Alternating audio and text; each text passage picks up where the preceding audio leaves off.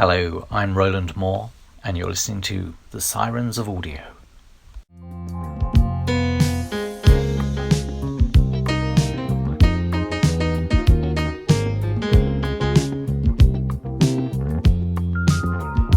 Hello, me one. Hello, me two. So how's 2021 been looking so far, me one? Like this, me two? No, you can't do non-verbal gags. We may be dropping content on YouTube, but most of our audience is still listening to the audio version of the show. Plus, don't forget, we're all about the audio medium here on the Sirens of Audio, me one. I see, me two. Shouldn't you say, I hear, me one? I'm shaking my head, me too. So I'm pretty excited about today's guest, me one. Me too. Although with a guest called Nev Fountain, perhaps we should have tried to broadcast this interview via live stream.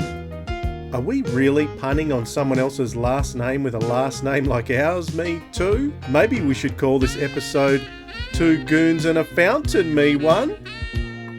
Perhaps we should just leave the comedy to the professionals, me too.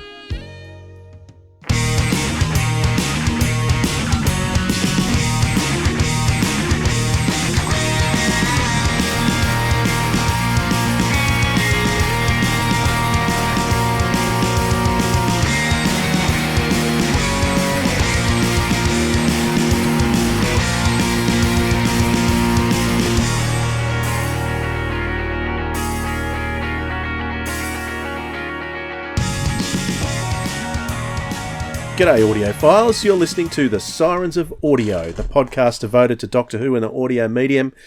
My name is Dwayne, I'm your host, and with me, as always, is Philip. Hey Dwayne, how you going? You didn't think I was going to introduce you? I thought you were going to leave my name out and make me say it myself. I did. I've got to leave a longer gap for effect, Philip. It's for dramatic reasons. Building anticipation. Yeah, that's it. Very good. All right, we're going to have a slightly different format this episode because we have got an amazing guest coming up. Do you want to talk a little bit about that? I'd love to. Tell us about the guest that we've got coming. So, one of the things, of course, we love to spend some time with our writers, and one of the great Big Finish writers who is well known outside of Big Finish as well as inside Big Finish is, of course, Nev Fountain. And so we have Nev Fountain coming and talking to us, telling us about a number of the stories he has written, his passion for different characters, how he's developed them further. And so it's a really engaging conversation. And because of the length, it's quite a long one. So we're not going to have our usual deep dive down the rabbit hole. Philip, you'll be pleased with that. And we're not going to do our recommendations as we normally do this week. But don't be disappointed because we've got a great chat coming up with Nev Fountain. But his first foray into Doctor Who was Death Comes to Time. Do you remember that? It was so many years, 20 years ago now. And I remember so here's a bit how exciting that was coming on because suddenly we had new Doctor Who visually as well coming. It was massive, wasn't it? So let's insert a little clip from Death Comes to Time here, and then we'll have a chat with Nev. So, what have you to report? Anything interesting? Nothing special. We were on Santony.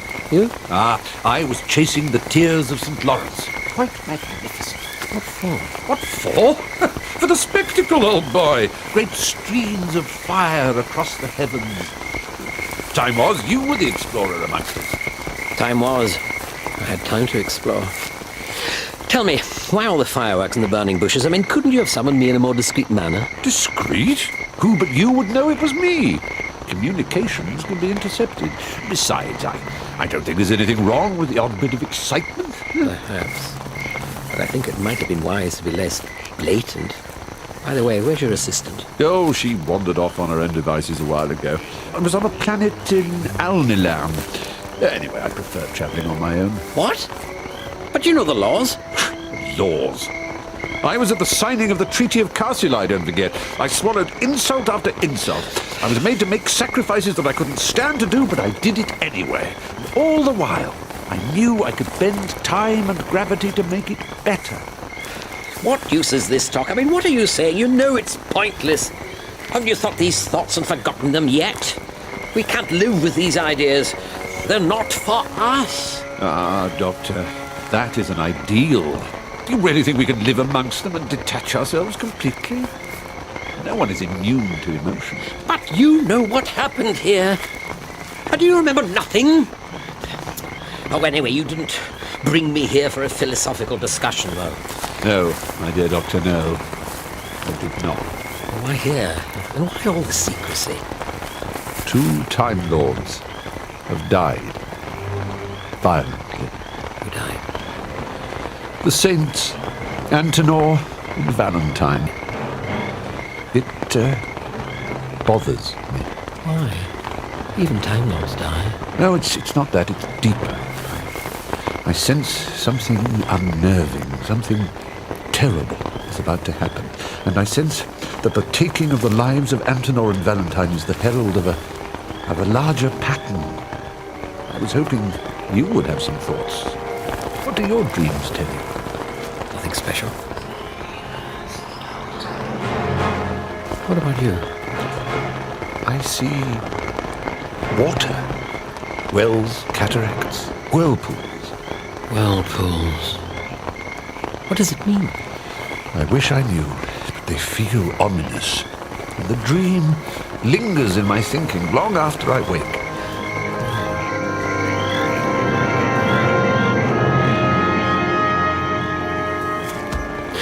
The first thing is to find out what happened to the Saints. Precisely. And as you were closest to their work, you are to investigate that as a matter of urgency. But what about my work at Santony? I'm to go in your place. Oh, is there anything special I need to know? Let me see. Santony. Yes, its son is Saif, isn't it? The Canisians have no doubt invaded by now. And you'll be seeding a rebellion, I suppose. Exactly. I'll transmit the coordinates and contacts when you send me yours. Well then, good luck, Doctor. And to you. And be careful. Of what? I don't know. Whirlpools? So it's a great pleasure to welcome our guest today. Many of you will know him as a writer in many different spheres. And of course, one of our favourite Big Finish writers. So welcome, Nev Fountain. Thanks for coming. Well, thanks for having me. That's great. Wonderful. Now, we like to start with all our guests just in terms of Doctor Who credentials. So what's your background with Doctor Who? How did you start getting involved with Doctor Who as a area? Well, my involvement with Doctor Who, I suppose involvement with Doctor Who means, watching Doctor Who and writing stories about it when you're 6. But my first professional Doctor Who thing was Death Comes to Time, which, again, like so many things, happened by accident. A producer I knew called Dan Friedman was getting it up and running, and he was in the office next to us. And he put up the Death Comes to Time logo on the door, and I thought, I'll send him an email, see if I can help in any way. And he made me his scientific advisor and a sort of de facto script editor, and that's how it happened. I never intentionally worked into the Doctor Who stuff when I was starting out as a professional writer. I couldn't get to grips with the new adventures, and Big Finish had just started up, and I was just getting those CDs, but that's how it came to me. Before that, you've been writing for a while. My understanding is you started writing some theatre plays. Is that how your writing started? Well, I always wanted to write. I knew that. I didn't know what I wanted to write, but keep your options open. I think, as Robert Holmes once said, a good writer just says, I want to write, not I want to write X or Y. So I started writing some fringe plays in London. I did a few comedy plays. And then I started going to meetings at Broadcasting House for Weekending, which was an open door Radio 4 sketch show. And it went up from there. That was from the mid-90s onwards. So I wrote for Weekending, the Headlines, News Quiz, and a bunch of other sketch shows. So you sort of gradually work your way up. You get a commission, a retainer for working on radio, and then I got the Peter Titheridge Award, which gave me a bursary for a year. And then I moved into television a little bit. I worked on The Big Breakfast and a few other shows like that. Have I Got News for You? So there was a kind of a ladder in those days for comedy writers of a certain type. And I was doing that thing from the mid-90s on. Okay, so how do you get into writing comedy? How do you know what's funny and what's not funny? I probably didn't know for a while. I'm always regarded as the least funny person in my family. I went where the money was, to be quite honest. When I was at university, I wrote all kinds of different things. I wrote a children's story for myself. I wrote a radio play, which wasn't very funny. I just thought comedy was just gelling for me. When I was at Warwick University, I teamed up with an artist friend, Gary Young, and we did a series of little 3-page comic strips for the newspaper, because they appealed to me, based around hippies, and they went down very well. So I suppose encouraged by what you can do, and there's always a market for comedy. When you start off writing drama, you tend not to know if what you're doing is good enough or dramatic enough. But when it's comedy, it's very immediate. And again, as I said, it's where the money is, and the easiest place to go and try and write and start your career in Britain was going to London and going to Radio 4 and working on these open door shows. I was actually teaching in Coventry, which I don't know where that is. That's about 100 miles up and west of London, and I was teaching. I had a job there, and I was writing sketches and sending them into the BBC. And a producer called Gareth Edwards sent me a letter back saying, "These are quite good. You should come along to the meetings." The meetings happened to be in London, so I basically gave up my teaching and went down. Got a job in Hamleys in the toy shop, and then started going to the meetings in Broadcasting House. So you sort of go where it's easier to start. And at that time, the easiest place to start was in satirical radio comedy. If there was another opening that was as easy to get into in, say, soaps or drama, I might have gone that way. But you kind of go where there's opportunities. And luckily, comedy and I. Now, probably the most famous comedy show that we know out in Australia is Dead Ringers. Yeah. Often because of John Coshaw. I think a lot of us started hearing a lot of stuff from John Coshaw doing his interpretations. So what was your involvement with Dead Ringers? Well, Dead Ringers as a weekending eventually ended after some 25 years. It bit the dust. And there are a slew of new comedy shows built in to replace it, because it used to go about 46 weeks a year. So there were panel games and new shows coming up. And one sketch show was Dead Ringers. And I and my writing partner, Tom Jameson, sort of started pretty much straight away on the pilot. And we both became part of the main team pretty quickly and became the main writers and script editors in quick succession. By series 2, we were writing most of the show. By series 3, we were script editing off and on. So that's Dead Ringers. I mean, it was a new live comedy satirical show using impressions, sort of like Spitting Image on the radio, devised by Bill Dare. And by complete coincidence, there was this guy, John Coleshaw, who did his Doctor Who impressions. It was a complete coincidence. And we got on well straight away. And he was already doing the Tom Baker stuff. So that's all his. But as the years went on and time went on, we had a lot of chats about it. And I was able to sort of, butt heads with him and help him with the calls, only in terms of, just Doctor Who nonsense. But he knew all that anyway.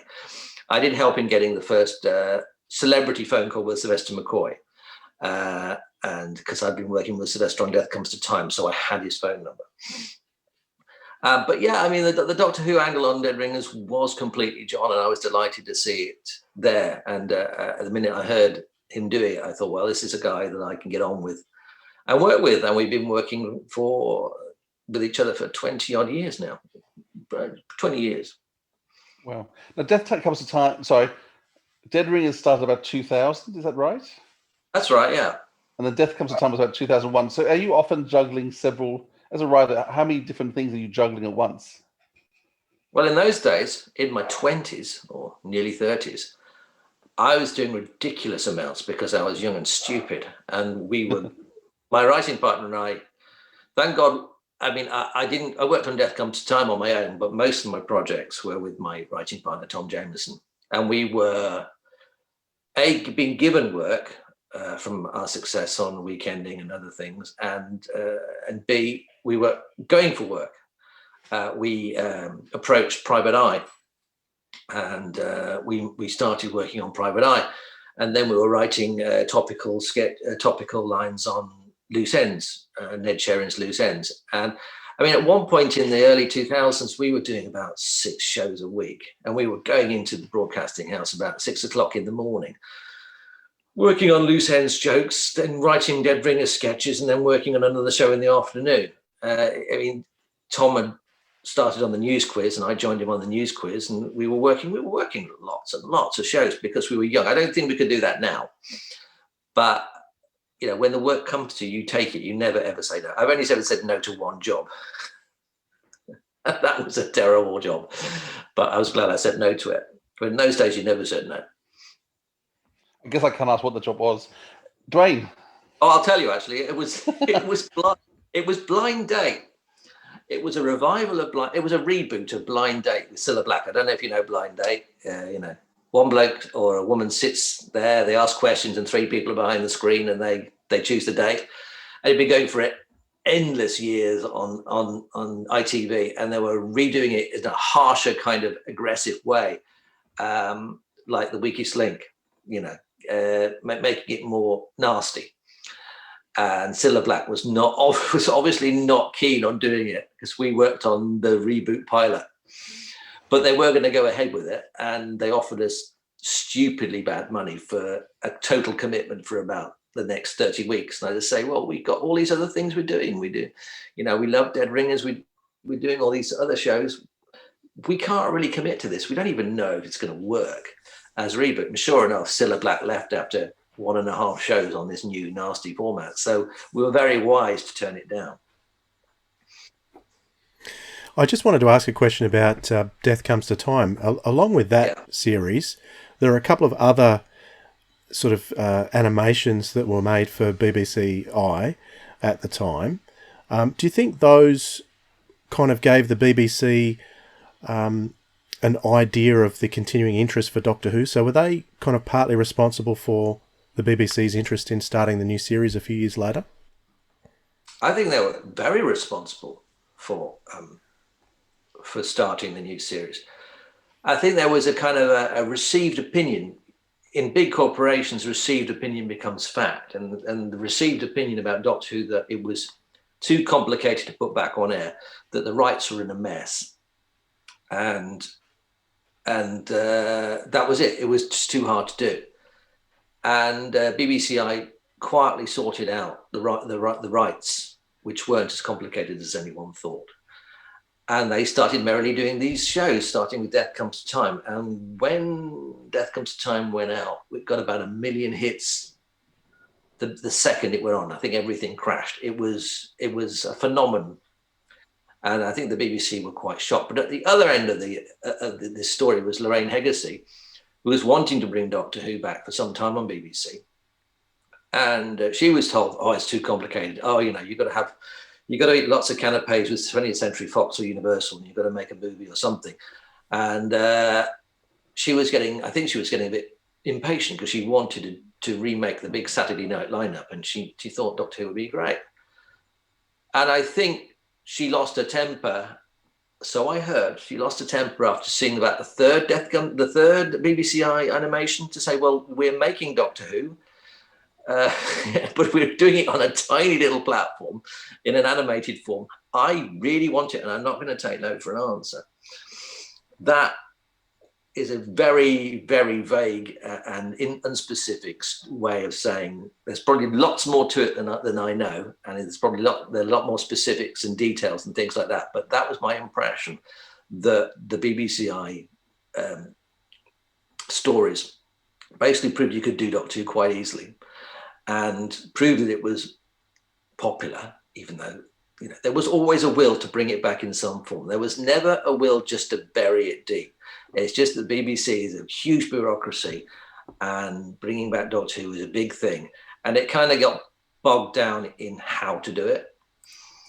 And Lorraine suddenly just seized up and said, "This is the way I'm going to do it. You can do it. I can see you're doing it now, and I don't want to eat any more canapes with an American corporation or anything like that. I just want to do it."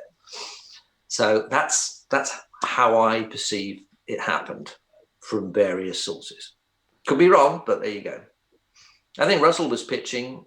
At the time Death Comes to Time, there are at least 3 pitches to the BBC about doing Doctor Who on television. So they had a lot of options.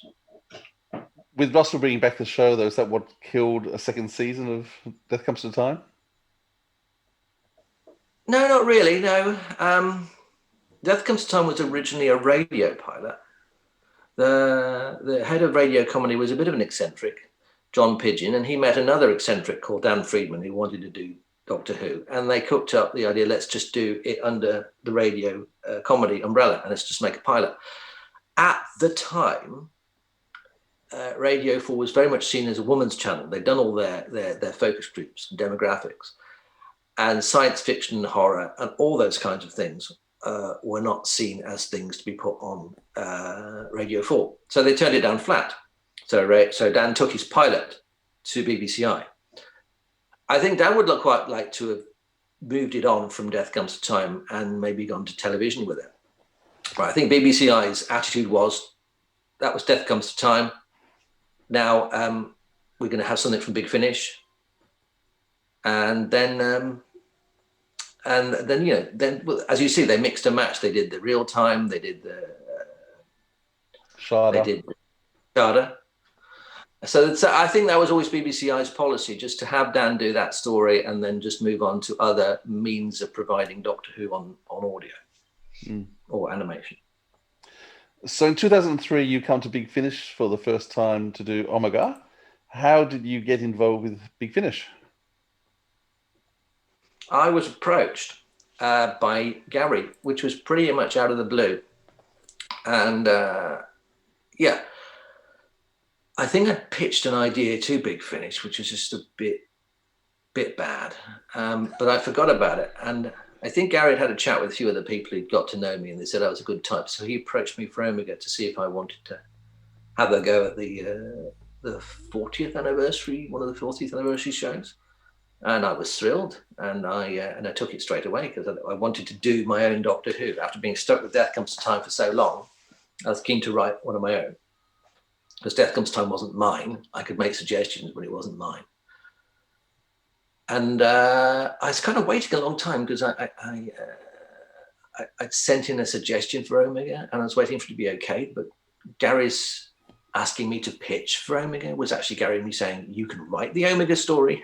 So I was assuming I was going to try and pitch stories alongside other people, but he'd just given me the job. And I didn't understand, one of those communications problems. Were you given options in terms of, were you just told this is the character, this is the Doctor? What were you given? What were you able to bring to it? I was given the 5th Doctor and I was given no companions. That's the format. That's also the format for Davros, 6th Doctor, no companions, and Master, 7th Doctor, no companions. So that was the format. It fitted very nicely in what I eventually came up with.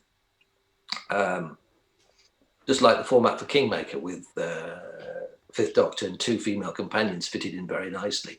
You tend to turn these ideas around and you think, well, what can I do with a Doctor with no companions that you can't do with Doctor and companions? And it eventually, it just turned out very nicely. Doctor Who, Omega. Once upon a time, there was a lonely time plumber called Palix, who worked alongside the great Omega. You may have heard of the great Omega. I was never up in the more obscure figures in Time Lord history. But how do you know this? Because I do. I'm Vandekirion, conscience of the universe. Who are you? What are you? What have you got to do with Omega? Omega. That's right. Omega. Perhaps I prefer myself as a monster. Better to shape the universe than to be one of history's victims. You should be on your knees, screaming for the universe to forgive you. For all my reputation as a warlord, a tyrant, a megalomaniac, I am a fragile flower compared to you. Anyone got anything they want to ask Omega? Anyone? Yes. Didn't you play the Randy Priest in Hearts in Orbit on Channel 30,008? You, my metal friend, are an electronic mugging machine. Would you like to consider other related titles, sir? No, I think electronic mugging machine will quite suffice. I am now, as my brother Time Lords knew me before, Doctor. No monster, no tyrant, just the first and greatest scientist of our people.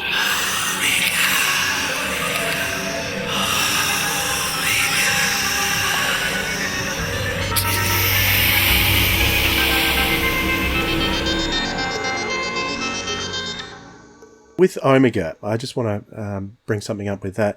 Today I happened to pull out my DVD copy of Terror of the Vervoids, and there's a documentary on there with you talking about cliffhangers. That's right. One of the most memorable cliffhangers from that early run of Big Finishes comes from Omega. Really nice spin. How important are cliffhangers in Doctor Who to you, and do they differ on audio as opposed to television, would you say? Or do you use the same formula? I think cliffhangers are great. I mean, I think they're one of the key ways that the show's managed to endure so much, because it forces even bad writers to come up with something every 25 minutes. It's about like electroconvulsive therapy. Every 25 minutes, you have to throw something else in, whether it's a bad cliffhanger or a good cliffhanger. You've got to ratchet up the tension, or you've got to add a new element. I think cliffhangers on audio, they have to be story cliffhangers rather than, a monster burst through the wall. They can't be visual, so they have to be, a twist in the story, a revelation that you didn't know before. So you have to think very hard about the way you present your story on audio. You have to look at all the things you want to do, and you go, at what point can I introduce this piece of information? Would it be useful as a cliffhanger? How interesting this piece of information is. So we talk about cliffhangers and we talk about twists, but I say it's just a way of presenting the story so you can add something in every half an hour to make the story more interesting than it was before. So it's like, first episode, you introduce the concept, it settles down nicely, and then you do something, and then second episode it settles down into that, and then you do something. So a lot of my cliffhangers sort of happen on sort of like the second or third episodes, really, because I'm saving things up, because you have to. That's the thing about cliffhangers, you have to save things up. It helps you pace the story, actually. Cool. You gave a lot of compassion in terms of the character to Omega, probably more than you had in the TV show. Also, there's a lot of humor in that episode as well. How much were you trying to bring in humor? How much were you trying to develop the character, rather than basically on the shouty one of the three doctors and a bit more? I don't know, how do you describe him in Arc Infinity? Where did you get your ideas from in terms of where you wanted to take that character? Well, I was very happy and excited that I got Omega. In fact, I was much more happy to get Omega than Davros or Master, because he's a very singular character. There's not a lot of him, literally, but there's not a lot of him in the show. There's just two stories, and I saw him very much as a tragic figure on a lot of levels. I used to play Pink Floyd's "Shine On You Crazy Diamond" a lot while I was writing it, because he did feel a lot like Sid Barrett, the loony who was responsible for the success of the group, but was too mad to be in the group. So Omega is very much Sid Barrett and Pink Floyd, but he's also like a Phantom of the Opera character. Again, in the Arc of Infinity, there are huge parallels to Frankenstein's monster as he's roaming the streets and he can't control his the deterioration in his body. So he's a wonderfully tragic figure, and there's glimpses of that in the Three Doctor, and there's glimpses of that in Arc of Infinity. And I did really like that lonely guy pressing his nose up against the glass of our universe, wanting to come in. So I started the premise Omega from the Flying Dutchman, and it went in all different directions after that. But that's where I started. It actually works very well for radio, having a solitary, lonely figure, because the less characters you need to bring in. Doing Omega is probably more fun than doing the Daleks or the Cybermen, because you have a person you can interact with and explore their character and their frustration. So I really did like that. As for the comedy, I always write comedy. I think the best way to get into character is through comedy. If you just do drama, you miss an aspect of the human condition, because people are funny all the time, even in terrible situations. The automatic instinct of when you meet anyone in the street is to make a humorous comment or crack a joke. So if you start off with your characters as funny, I think you care more about them when bad things happen to them. And that's certainly the case in Omega with Dalland and Professor Urticus. These are people you get to know and you get to like, and you like them because they're funny in certain kinds of ways. Dalland is quite pompous, so is Urticus in his way, a bit of a bore, but got a twinkle in his eye. And you've got to give a twinkle, and you've got to give the humor first before you do terrible things to them. Because if you just introduce a character who's flat and has no humor to them, you don't care about them. Yeah. Okay, so it's 3 years before you came back again to do the Kingmaker. Yeah. Now, how did that come about? Was that a pitch that you gave, more of a historical, had companions, or were you approached again and given notes? That was a pitch. That was a pitch I sent to Gary. I just said, what would it be like if the Doctor had to do something really awful to keep the web of time going? Because history is very much, a lot of history is where the baddies win. And the Doctor has this sort of weird, he's facing two ways. He's on the side of good when he's in a normal science fiction story, but when he's in a historical, he normally has to watch the baddies win, like in the Aztecs and a lot of that in the French Revolution. And bad things have to happen. He's got to watch them happen. So I said, why he's in the historical, and he has to, for the sake of Web of Time, actually have to do something really, really awful. And I just threw out as an example, killing the princes in the tower. And Gary said, that's great. Can you do that for the Fifth Doctor with Peri and Erimem? So I was kind of stuck with that.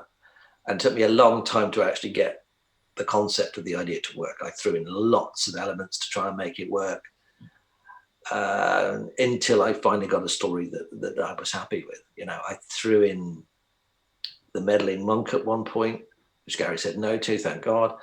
I had the Scalafraying suicide squad that would expend regenerations by pretending to be historical figures who'd already been killed by other time-traveling people.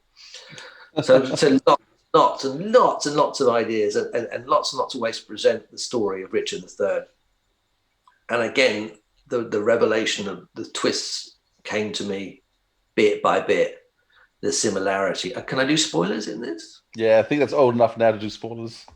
I mean, the similarity between Shakespeare and the Master just came to me at one point and made me laugh. At one point I was having Shakespeare as the de facto companion of the Fifth Doctor and have Shakespeare kill the princes in the tower for the same reason that he talks about in The Kingmaker. But I couldn't. That couldn't happen because I can't have kids being killed in Doctor Who. I just could not do that. And then I had Peri and Erimem dressing up as the princes in the tower because there's two of them, there's two princes. So that made logic to me in one storyline. And then I thought, well, why don't we take this a stage further? Why are they being used? They're girls. Why should they be used to pretend to be the princes? Oh, the princes could be girls. Oh, well, that makes sense historically. So I probably hit on a very real historical reason why the princes in the tower could not take over from in the succession.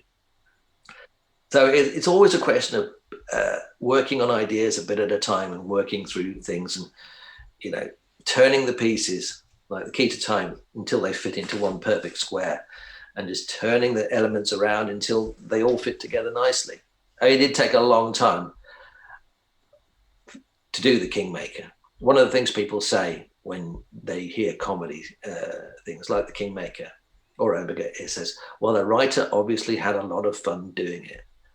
And that really annoys me because I hated writing Kingmaker. It took far too long for me. And it was just a very hard slog job to get everything right. The first scene I wrote had two characters in it that didn't appear in the final draft because I was trying to fit 2 years worth of history into 2 hours. So I had a scene with the Woodvilles, which never happened. The characters never were there.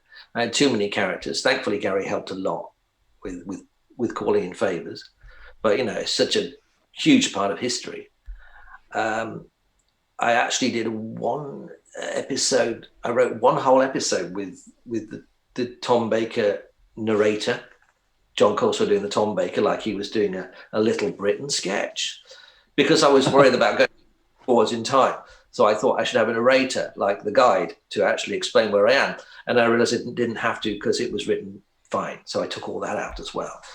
So it's just working through ideas and working through approaches and working through where these things go. It was a long, painful job, but I was very, very pleased with it by the end. Right.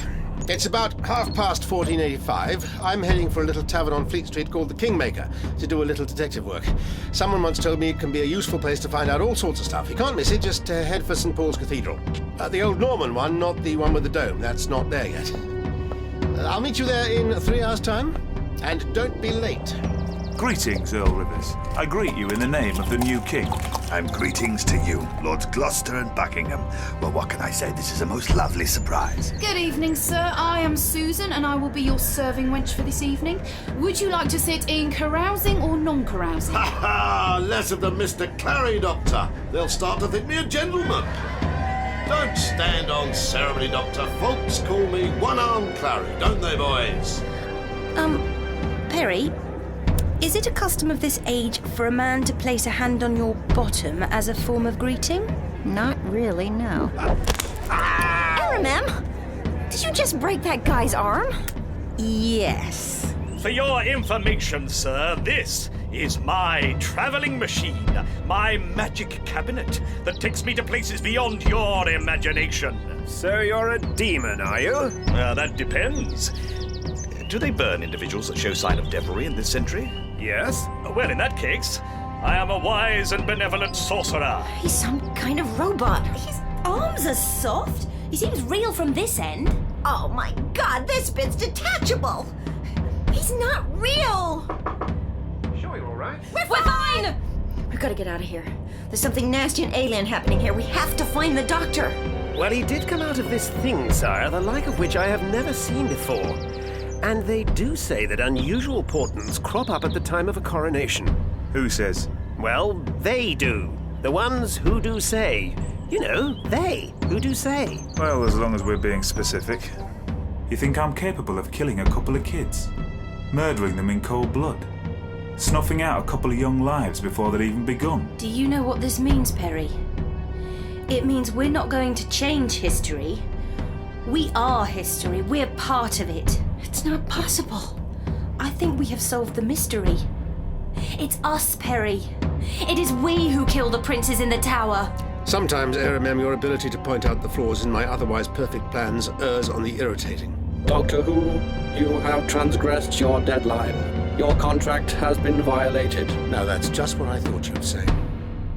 The actor who played Richard III in The Kingmaker, was that purposefully casted to sound like a dead ringer, so to speak, of Chris Eccleston, or was that just that his voice suited the personality that you were writing there in the script? I have no idea. Gary cast him. I suggested casting Arthur Smith and who played the master, who played Shakespeare. Never mind. I suggested about 3 or 4 people, and he quite graciously used them. But I never suggested Stephen Beckett. I I wanted him to be a Northern warrior, so I suggested someone like Sean Bean or cheaper, and Stephen Beckett. Stephen Beckett came up. So that's it. It was a complete coincidence. I think I put in a couple of fantastics because I knew the character was going to have a Northern accent. So I thought there would be some fun about having a character with a Northern accent doing some Christopher Eccleston catchphrases. I think it had just come out. Doctor Who had just come out when I was finishing the writing. But I had no idea that Stephen Beckett was going to sound so much like Christopher Eccleston. I had no idea. I don't think most people see the work that goes into writing. But I mean, you look at the Kingmaker, you look at the history involved, you look at, I mean, there's all the history of Richard III, there's the history of Shakespeare, there's the putting it together, there's the marrying of different companions, getting your head around Ehrman in terms of as a Big Finish companion. I don't know how much you would have listened or knew about her before you wrote for her? I had listened to The Eye of the Scorpion, and I did actually send some feelers out about on the web, as it was then, a couple of chat groups that I was on saying, tell me about RMM. And I think David Darlington sent me a really detailed character summary of her. And I was keen I think at that point I was maybe writing her a bit like Leela. And then I realized I got the hang of her. And I think I got RMM pretty good. There's still one of the funniest lines for me was when she asked Perry, is it customary to have for a man to place his hand on a woman's bottom in this time? And Perry says no, and so she just breaks the arm. And the worst sound effect, like it just, every time I hear that I go, because it's so well, the soundscape's so well done. What I like about a joke like that is it's a joke that has meaning because it turns up later and it helps the story. That Clary has a nickname, One Arm Clary, which tells the Fifth Doctor that Perrin Eremem, they'd met Perrin Eremem 2 years before. So I love jokes that have a purpose, that make you laugh and actually help the plot. So yeah, I'm very fond of that arm breaking thing. Now, during this time as well, I'm assuming you're writing your books, because I know there was, is it 3 books, Mervyn Stone, the detective? That's right. So you start off with writing plays, into comedy, radio, and prose. How do you find the different sort of writing styles overlap?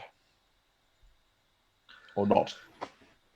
Well, I think writing scripts is a faster process and a more collaborative process. You're kind of giving your version of the story out to people and leaving them to interpret it how they feel.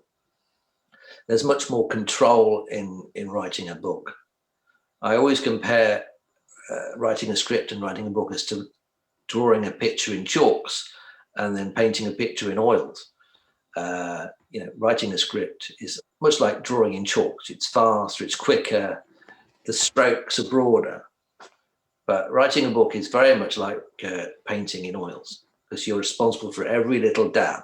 You can describe a room very specifically. You can describe a person very specifically. You can put everything they said in a way. They said sadly. You can dictate how everyone says things in a way you probably would annoy an actor if you did it in a script. It is the ultimate control, writing a book, and sometimes it's exhausting, because the thing about writing, and this is why writing is very hard and it's quite exhausting, and there's a thing called writer's block that a lot of people have, it's making decisions all the time, and the brain gets exhausted making decisions. I mean, writing a script, you can go, they'll sort that out. I don't have to make a decision about this particular thing. I can just write electronic noises when the Doctor's doing something, or I can just write, distort when there's a monster. So they can sort out how the monster sounds like in that kind of way. But when you're writing a book, every decision, every word you put down has to be your decision. And it is very, very tiring. And that's what people don't get about writing. And that's what people don't get about this thing called writer's block. What you do to get over writer's block is not to care as much about the decisions you're making. But if you start to care too much, you end up absolutely paralyzed. And I think that's happened to me a few times. You just got to get over that and just go, I'm going to make this decision. It might be wrong. I might have to fix it later. And it might be exhausting to fix it because this turning might have sent this story in a completely the wrong direction. I mean, for the books, I had to junk. I started Geek Tragedy, which is the first Merlin Stone book. I knew I wanted to write a murder mystery, and I knew I wanted to write a murder mystery set in the science fiction, fan universe thing, the convention thing. But I hadn't got the mystery kind of sorted out in my head. And I ended up junking probably 80% of the book, about 60,000 words, in completely rewriting it. I think the murderer was originally the victim, and the victim was the murderer, and all kinds of other stuff was doing. People were forging vixens from the Void Monsters. There were huge subplots and things that went nowhere, things that weren't interesting enough. And when I hit upon the actual style of murder and the motivation for the murder, I had to junk a whole lot because I hadn't gone into the book knowing exactly where I was going. Books 2 and 3. 3 was very, very quick because I knew exactly where I was going with 3. 2 was a kind of hybrid. Again, I started book 3 last, finished it first. I started book 1 first, finished it last. So that gives you the idea. The Geek Tragedy took years from Cursed Among Sequels. The third book took 2 months because I knew where I was going and the decisions were easier. If you don't know where you're going, the decisions are harder because you don't know where you're going. Are you writing any novels at the moment? Trying to. I'm having the same old problem. I've got a book that I'm writing at the moment, a serious thriller to follow up from my book from 2015, Painkiller. And it's that thing about making decisions. It's a story that I want to tell, but I want to tell it in the best way possible. And I keep changing my mind about the way I'm going to tell it, going from, present tense to past tense, from first person to third person. Is this character relevant? Is this character right? And the decisions are all tough and they take time and it's hard to do. So, yeah, it never gets any easier. So is crime fiction one of your other passions? I love crime fiction ever since I started reading Agatha Christie's when I was in my early teens. Well, I love genre. I mean, I like Stephen King as well. I like a good horror book. I like the structure and discipline of genre. A good science fiction, a good mystery book, a good comedy has structure and the purity of structure. The only thing when structure goes out the window is when you're writing like an abstract play or an abstract, something dramatic and, a novel with a capital N, which, you find hard going.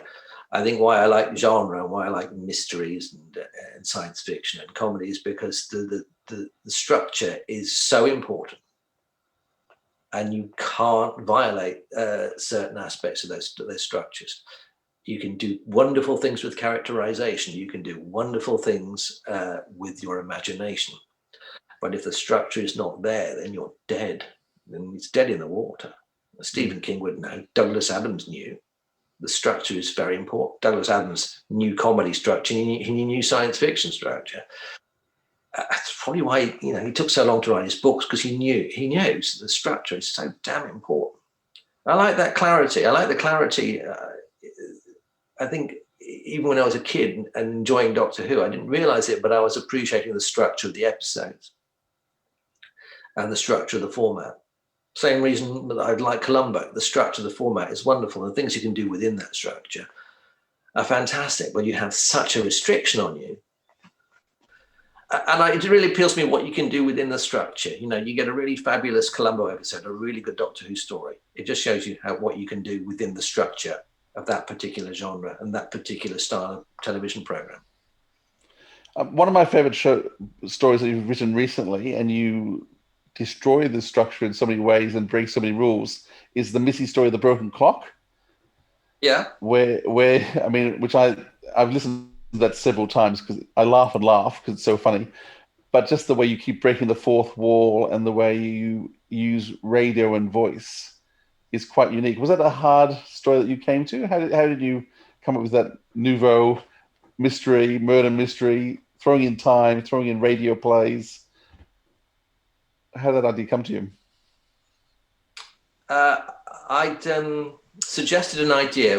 I had been approached to write a Missy story, and I suggested an idea which I thought was okay, but I was really struggling to get right.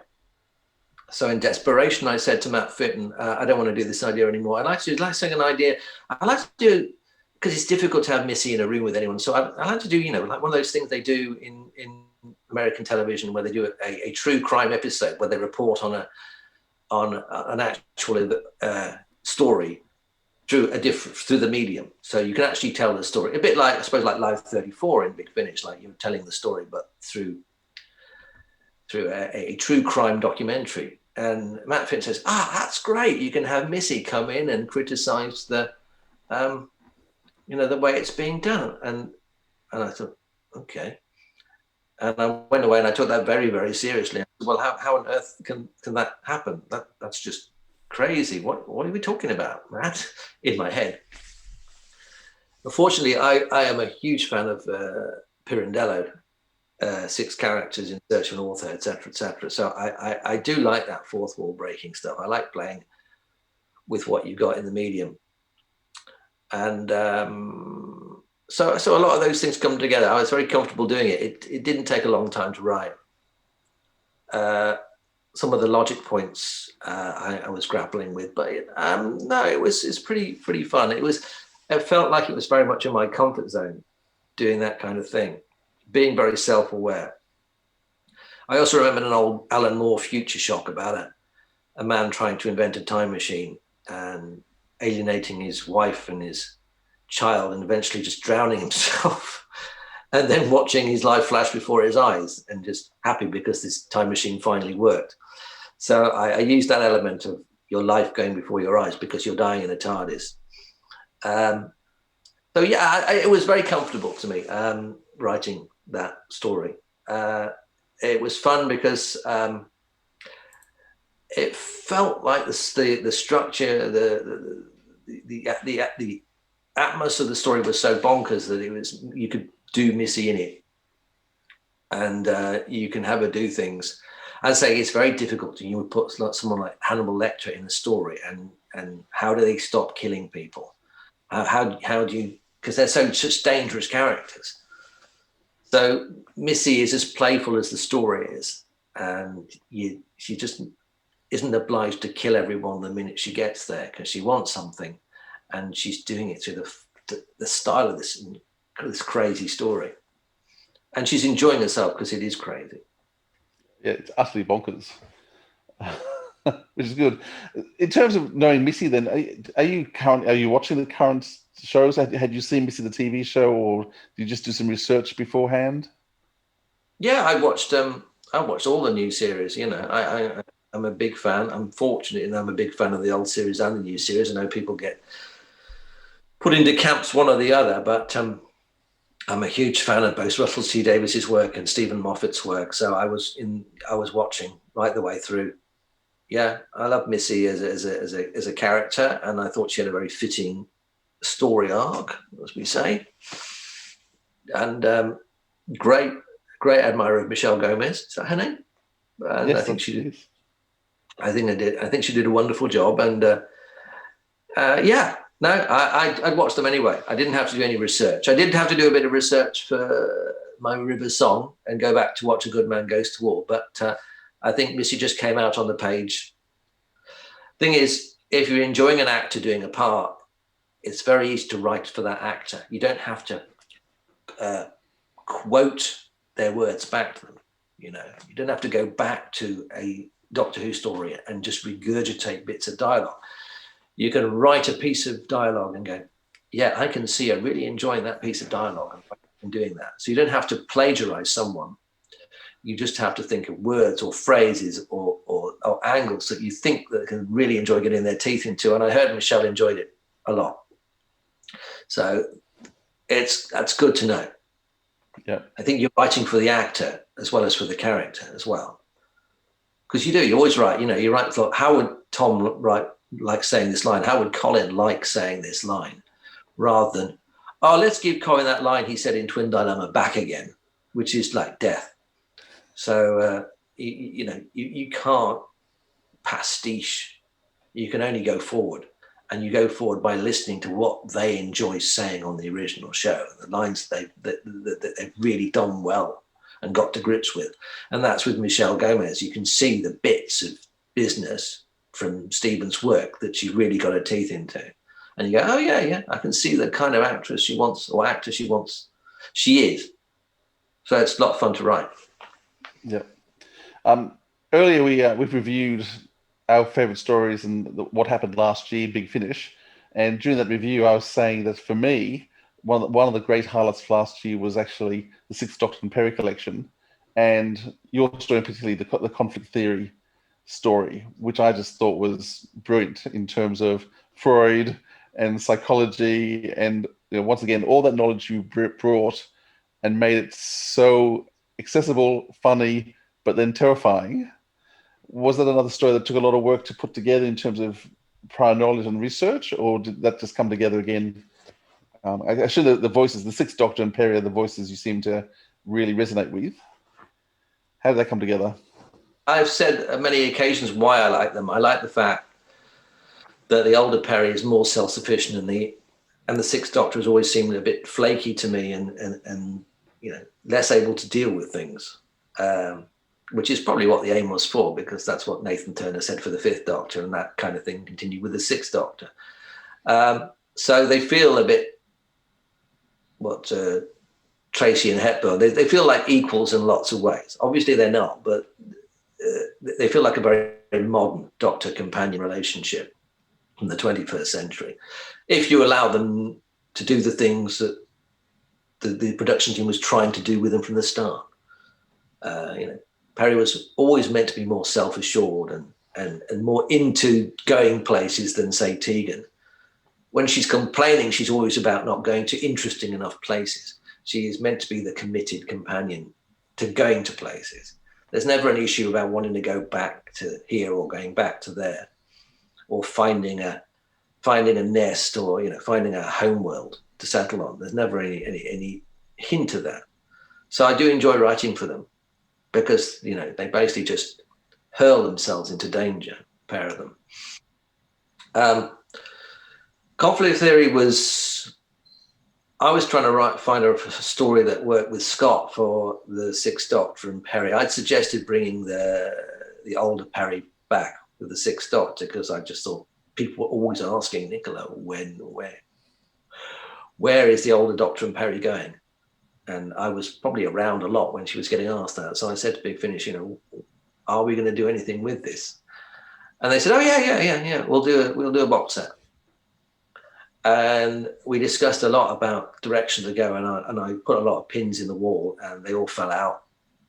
I think what the Big Finish eventually wanted to do was a celebration of Perry and the Doctor, the Sixth Doctor. So we couldn't do any kind of like huge traumatic arcs or anything like that. But I wanted to do something which really explored where they are now, without throwing them in the pits of hell. So I thought, okay, a space counselor. Space counselors is good. That's going to be a good start. And I've often thought about the relationship with the Doctor and Perry, about how she elected to join the TARDIS, and the Doctor's difficult relationship with companions who elect to join the TARDIS, who come onto the TARDIS rather than stow away or are rescued. And I invented this rationale for why the Doctor turns them away. Obviously, this is a completely made-up rationale. It's simply to do with the conventions of the show again. If someone elects to join the TARDIS, it's much harder to get rid of them. If someone joins the TARDIS from an act of desperation, like Vicky, it's much easier to put them in a place where they're going to be happy. If you get where I'm going on this, if you're being rescued from somewhere horrible, like a Dalek world, then they will want to find stability.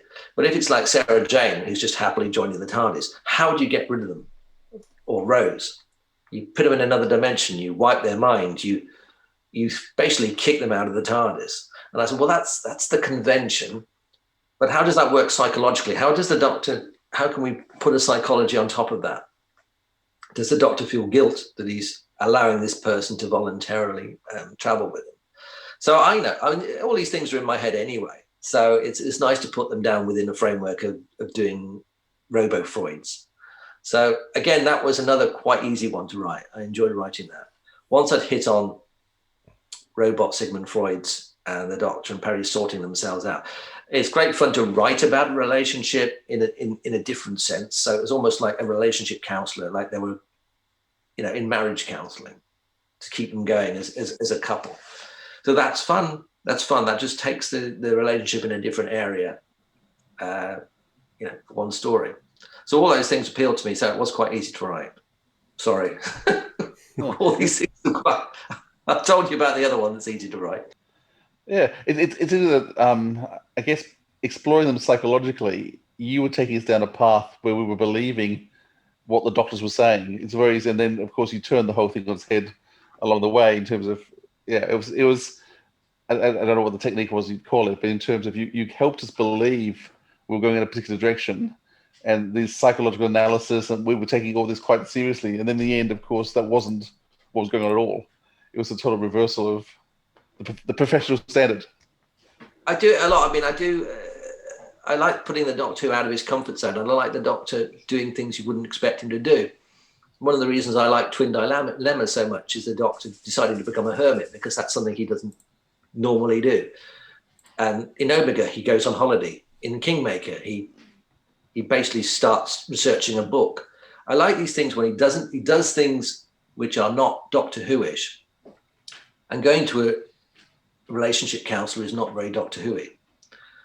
But then you have to rationalize why he's doing these things. And then the usual thing is it's a trap to get to where he wants to do it. It's disguising more Doctor Who convention-friendly story. And a lot of people were saying, well, I'm a bit disappointed because I pulled the rug out and there was no psychology. But I didn't say that none of that wasn't true. I mean, all that stuff could still be there. The Doctor's relationship, his underlying psychology. He just used it in a very typical fashion. He used his psychology about his companions to beat the bad guys. I didn't say that they were lying completely. You can take all that as true, but I just think the Doctor chooses not to address it at all, which is a very Doctor Who thing. I don't address this problem I have with the moral difficulties of having companions. I am aware of it, which is a very Doctor Who thing. I'm aware of this problem. I'm aware of the fact that I take defenseless young women around the galaxy in the universe and threat them to danger.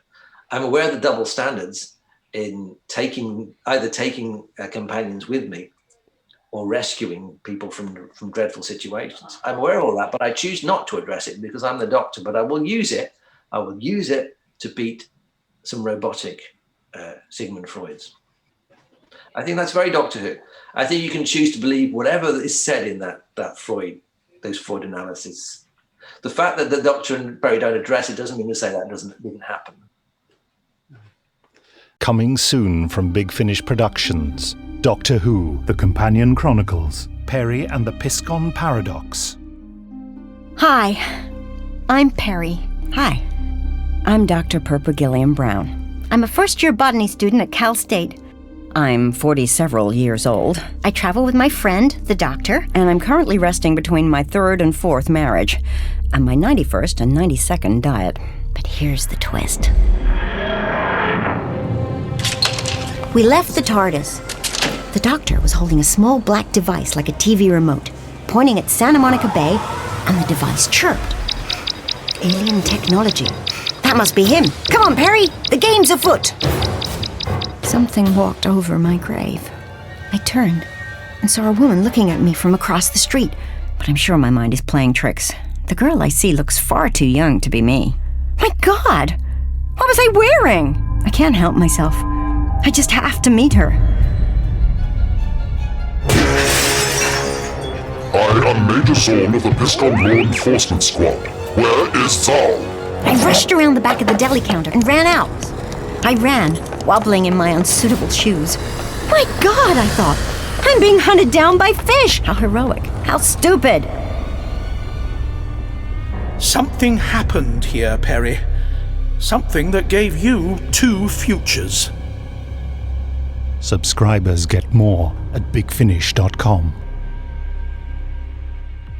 You spent a lot of time making Perry a lot more complex. I think you first did that with the Perry and the Piscon. Oh, Perry and the Piscon Paradox. Thank you. And that's the double CD where you had the young Perry, the old Perry, and then actually really explored what had become of Perry. And then Widow's Assassin did similar, and then of course this box set. Is it part of you? I guess why did you come to wanting to make Perry as more complex, timeliney, wimey as you have? Well, I think again, if I was given like a Dodo box set, I might have done that to Dodo. But the fact is that David Richardson asked me to do a Perry story. Shortly afterwards, Nicola had said to, I say this often, Nicola had been to a Big Finish recording, and we were just being cute, I think, because Nicola had said to David Richardson, my boyfriend would quite like to write a Big Finish audio. And of course, that's the thing a producer really doesn't want to hear. And when she said, but as my boyfriend's Nev Fountain, is that a problem? And then David said, oh, phew. And then he came back to me and said, oh, we hadn't been using you for a while because we thought you were so busy, but do you want to write a Companion Chronicles? And I said, yes. I said, would you like to write a Perry Companion Chronicles for your girlfriend? And I said, yes. And he said, well, how about one that starts with the 5th Doctor and ends with the 6th Doctor? I thought that's a great idea. I like to do that a Perry Companion Chronicle in both camps. And I fused it with a lot of other things that Nicola wanted to do with Perry, things that I had in my head as well, like fish people becoming fish through plastic surgery, aliens. And I had an idea. I did have an idea a while back about the Doctor having to be his own villain because he accidentally destroyed the villain. And in order for the Web of Time, he's got to pretend to be the villain and dress up as the villain. So I had that before. So all these things slotted together.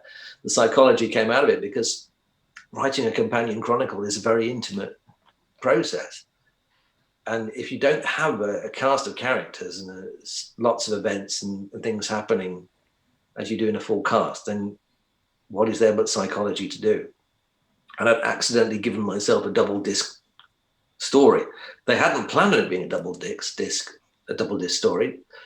They just thought, oh, half an hour for 5th Doctor, half an hour for 6. And I said, well, no, I can't do it like that. It's got to be a double disc. So they commissioned the first double disc Companion Chronicles. And that's the way it went, really. You fill 2 hours and you go slowly and more directly into the character. I think if I was given a Companion Chronicles about another character, then that might have happened too. And after that, it just seemed like I was kind of tidying up and doing things and starting and ending things that I'd started in Perry and the Piscon Paradox. With Widow's Assassin, Alan Barnes asked me specifically, do you want to do this story? We're bringing Perry back after Mind Warp. And I had lots of ideas to do it. I didn't necessarily want to have to go back into her psychology, but there is an element that sort of has to, really, especially in my work. But there's also an element of the Doctor's psychology as well. So I think, you just led down this path. Nothing is ever planned. You just led down this road that you end up doing. Someone once asked me, you're the 5th Doctor writer, aren't you? And I'd only done 2 stories. I did Omega and Kingmaker. I go, no, because I'd been asked to do 2 stories. And now I'm the 6th Doctor and Perry writer because I've been asked to do all these stories. You do what you're asked. So I don't think there's a lot of planning. But, you go and do the best job you can from being asked to do things. So do you run ideas past Nicola? Do you tell her what you're doing, or do you just finish? Does she just get the completed script at the end and No, she never reads anything I do. If it's about Perry, I never give her anything before it goes off to Big Finish. Mainly because she'll find bits she would like, and Big Finish would take them out, or I would take them out. So she doesn't want that kind of I really love that scene kind of thing. Oh, why are you doing that? I mean, The Widow's Assassin, I really put Perry through the ringer, and all that was a complete surprise to her when she got the script. I kind of hinted at what I was going to do.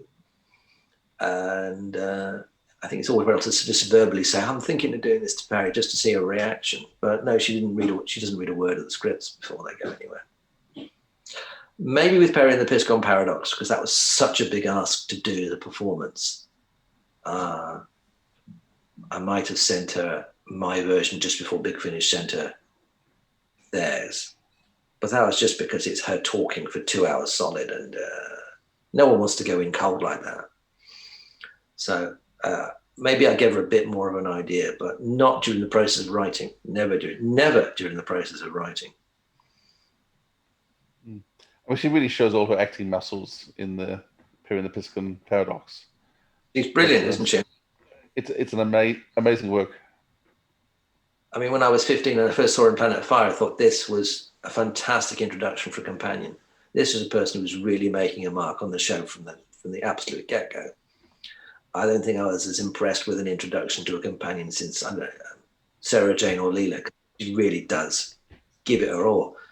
And, you know, I was so impressed with that acting from Planet of Fire onwards. So it's a delight. She is a fantastic actor. And you know she will do anything you ask her to the best of her ability.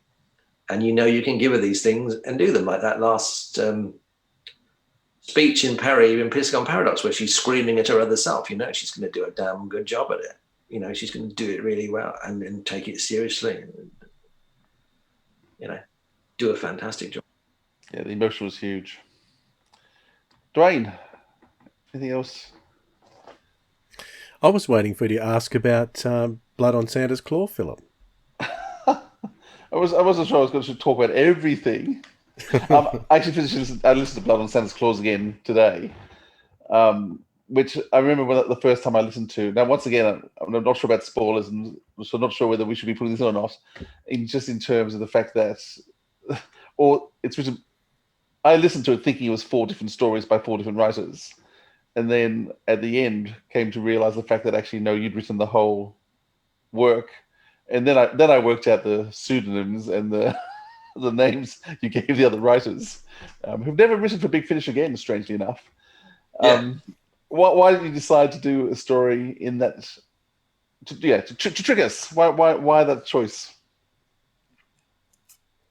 Well, I'd often wanted to do a story in which, I mean, this goes back to doing Mervyn Stone. I had an idea that it would be really cool to do a murder mystery in which the detective solves the crime, and then in the second book turns out that he hadn't at all, and that he was completely wrong.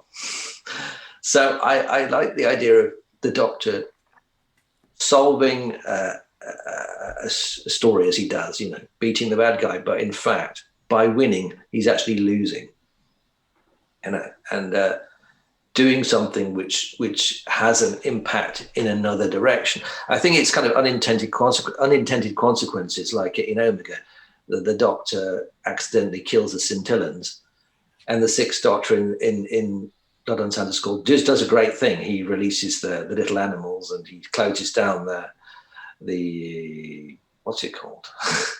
the Designer Babies company. But all this is designed so that these things won't be available to fight the characters in episode 4. I am doing spoilers now, by the way. So I wanted to do a series of stories, and I wanted to make them separate and then have them all come together again. And I just thought, yeah, I'll do pseudonyms, because if I've written the whole thing, you'll know it's heading somewhere. You'll know that's the thing. So it'd be nice to have an element of surprise and go, I'm listening to a story, then we're listening to a different separate story, then I'm listening, oh no, they're all together, that's great. And a lot of people said to me, well, they'll get it. They'll look for Alan Terrigo and pseudonym and find out that they didn't write for Big Finish and they don't exist. And I go, yes, that's true. A lot of people will get it. But you will be surprised how many people just pop in the CD and just take everything at face value and have it as a surprise. There's still people coming up to me and going, wow, I was so blown away when Colin was in the second disc of Perry and the Piscon Paradox. And he's actually credited on the cover. You know, it's like, you honestly don't and there's nothing against you for that at all. But I'm glad you were surprised. I'm glad that you are not so invested in Big Finish that you go and look at every detail of the cast before you go to a CD. I often say, actually, I make a deliberate choice not to look at anything. I generally don't even look at the writer. I don't even focus particularly on the title. I don't think about that. I just want to listen to it and be taken away. And then maybe halfway through, I'll think, I know a couple of voices. I'll go look at the cast list. So maybe halfway through, I then go and look to see who wrote it, who's the cast. But I try to not know anything before I start a story, because I want to be taken by the story. And if I've done too much, it blows it for me. I agree, and that's me too. If I'm watching a film by M. Night Shyamalan, I'm actually trying not to look for a twist because I want to be surprised by it. I'm trying not to guess things. And if I'm watching a murder mystery, I'm really trying not to get ahead of people because I'm just enjoying the ride. And that's me too. Obviously, I don't do that all the time, but if it's a story that requires a certain amount of surprise, and I know that, I try to avoid. You try to avoid spoilers. It's an interesting. I think Blood and Santa Claus works so well though because you do actually, the tone is different in each of the stories, which is common for those sets where you have 4 different stories, 4 different authors. Then it usually is quite a different tonal change. And the first 3 episodes, the tone changed. I mean, you put Perry through the ringer again emotionally with the whole child thing. So there's others which are more lighthearted. So it does tonally shift, which is why I hadn't picked up that it was the same author. So would be very relentless if it was the same tone for all 4 stories. And again, it goes back to being a writer. If you start on a particular premise, you tend to write towards that premise, and your own writing style changes to accommodate it. I see a lot of people ask me again, "Oh, you write like this, and you write this thing in this way, don't you? And you do that Douglas Adams thing, and you do that thing." I go, I start with a story, and it gets as dark or as humorous or as funny or as goofy as the story dictates. If you look at my Dorian Gray episode, The Immortal Game, there is not a funny line in it. That is because that's what the story and the premise dictated. It's a story about ideas and about the nature of good and evil. And the conventions of that dictated no jokes. And my last thriller, Painkiller, it's a dark subject. There's a lot of humor in there, but it does not overwhelm the darkness of the subject. Humor can be everywhere, but you dial it back when there's a story that doesn't require it. And that's a question of instinct as a writer, knowing when to dial it back and when to just go for it. Now, in a couple of months' time, your next release is coming out, which is a 4th Doctor adaptation. Yeah. So it's a lost story, The Doomsday Contract. It was originally written by John Lloyd March, which I must admit, I don't really know. I know he's still writing, I believe. So he's still around. On this side of the globe, John Lloyd is a legend of British comedy. He's currently producing QI. He produced Not the 9 O'Clock News. He worked with Douglas Adams on Hitchhikers. He said he produced Not the 9 O'Clock News and Blackadder. So he is the powerhouse of so much comedy. Pretty much, I joked he's done about half of all quality British comedy since 1978. It's not too far from an exaggeration. He is a legend, and he is still very active. He's still got his own teeth, yeah. So this is a script he wrote for the 4th Doctor and Romana, is that right?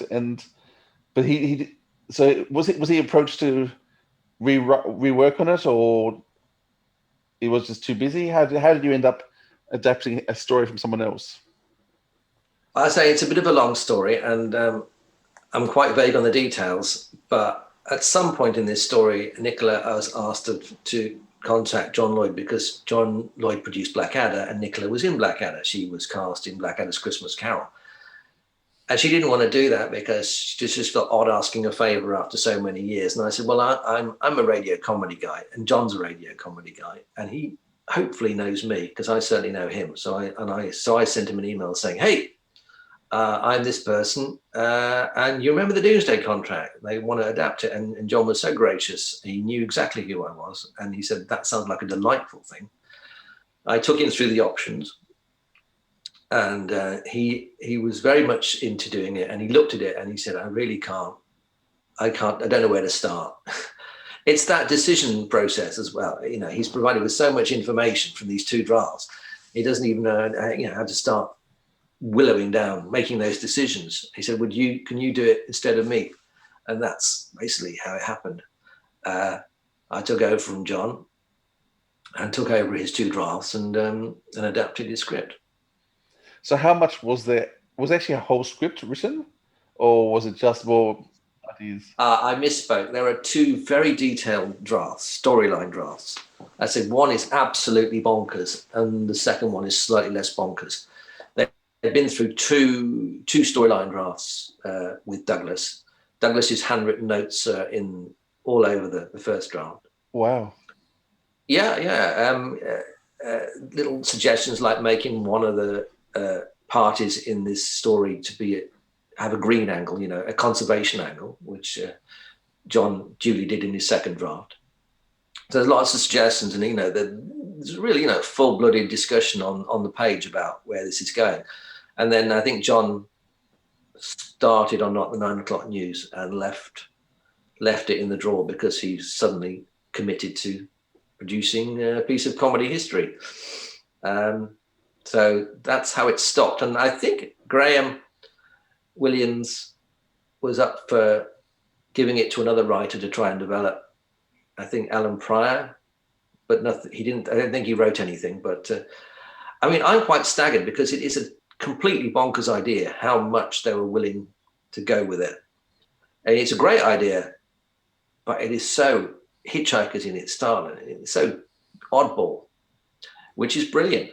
But I still can't see it snugly fitting between Nightmare of Eden and Horns of Nimon. It's so bonkers.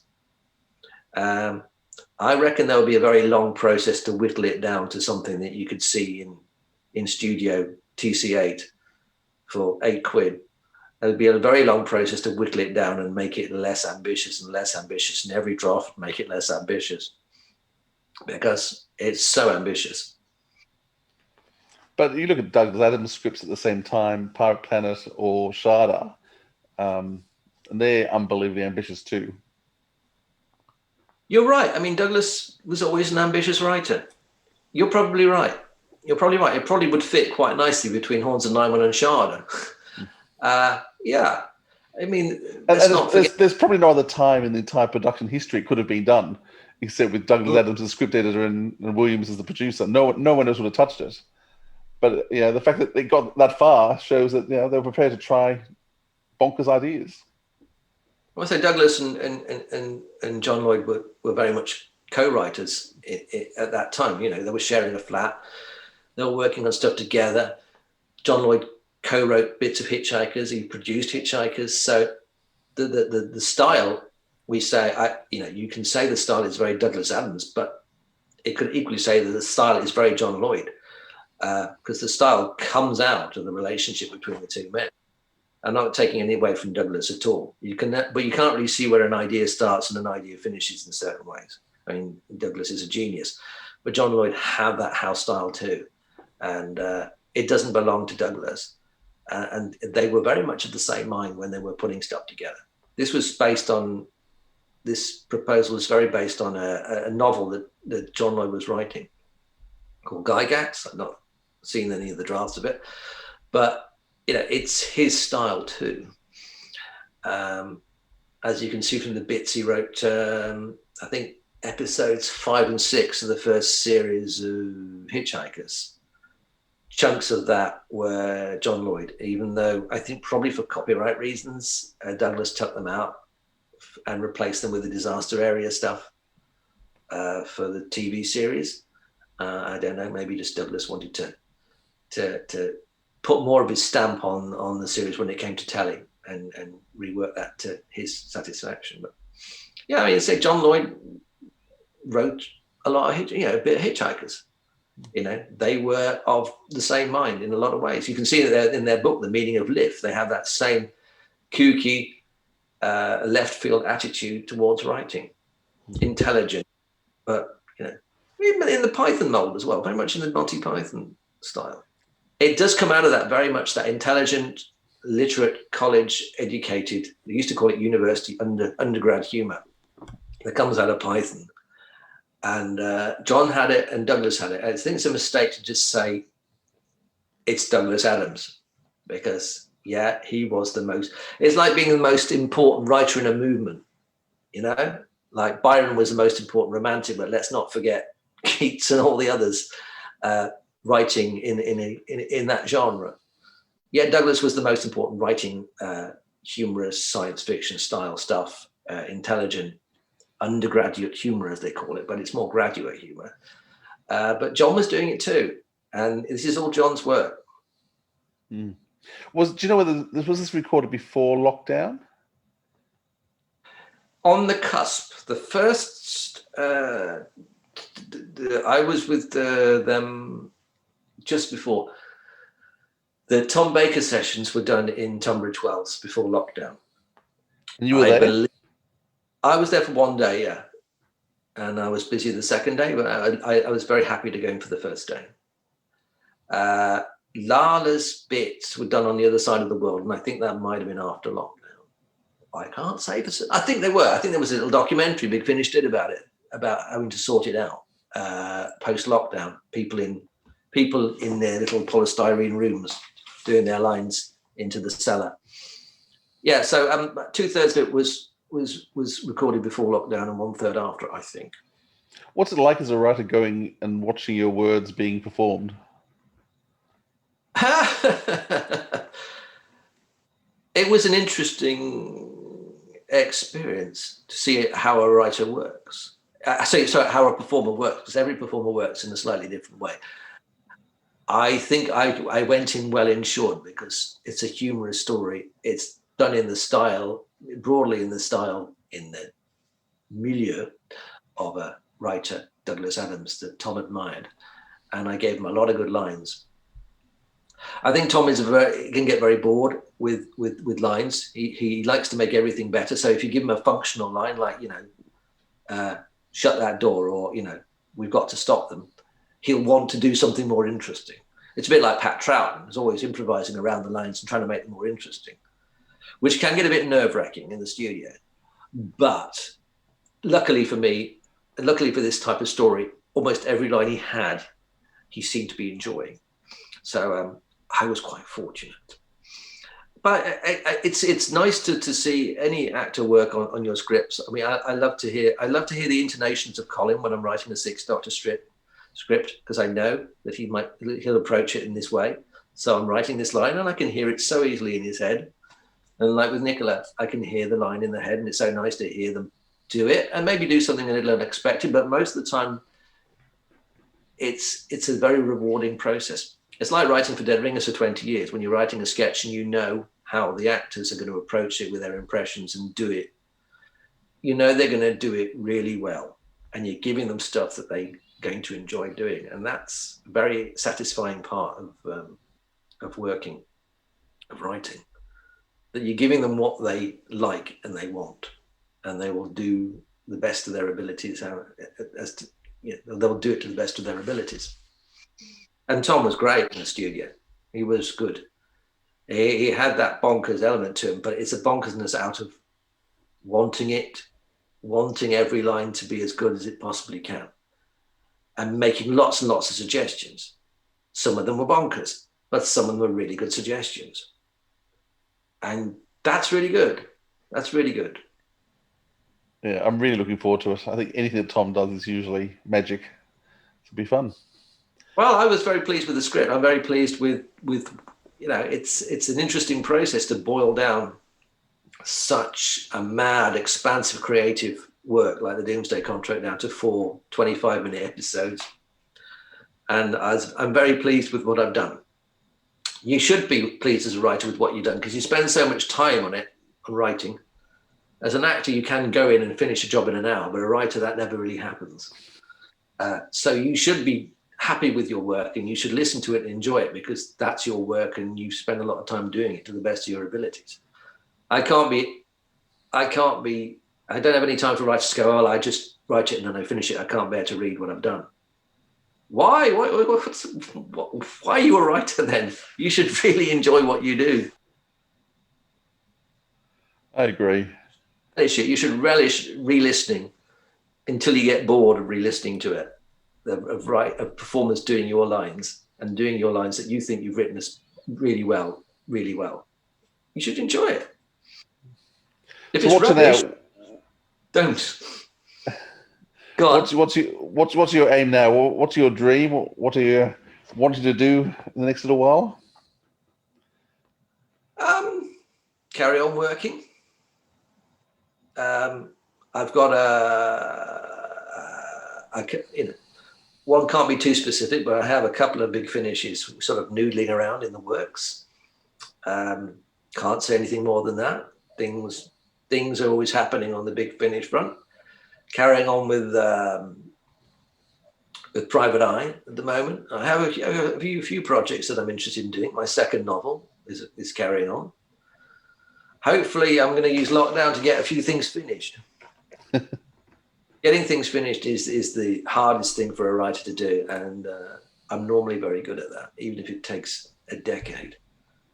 I mean, I started the first Mervyn Stone really yonks before it came out, a long time. I didn't have a publisher or anything. It took such a long time. And then Big Finish said yes, and it all happened in the space of 6 months. But at times when writing the first Mervyn Stone, I didn't know if it was ever going to get finished, but I knew I would finish it. And once you just decide that as a writer, then that's the most important thing. You've got to have that mindset that this thing that I'm writing is going to be finished. Because it happens so often. You don't finish anything because you think, oh, it could be better, it could be worse. I'll just have another look at it in a month, I'll have another look at it in 6 months, and I'll have another look at it in a year, and nothing happens. Yeah. Peter Cook used to say, when someone used to come up to a party, Peter Cook at a party and say, I'm writing a novel. And Peter Cook used to say, oh yes, neither am I. And that's writing, really. Yeah, are you really writing it? Are you really writing it? No, you're not. Listen, thank you so much for your time, Nev. It's been a joy talking to you. Well, thank you very much. I enjoyed it too. Thank you for listening to the Sirens of Audio, episode 44, an interview with Nev Fountain with Philip Edney and Dwayne Bunny. Theme music by Husky by the Geek. Find him on YouTube. His video version of the theme is Tickety Boo. Rate and review us on Apple Podcasts or your favourite podcatcher. Subscribe to the Sirens of Audio on YouTube. We'll love you forever and ever for that. Write to us at sirensofaudio@gmail.com. Check our webpage at sirensofaudio.com. Our Twitter handle is @AudioSirens. Find us on Facebook by typing the Sirens of Audio into the search bar.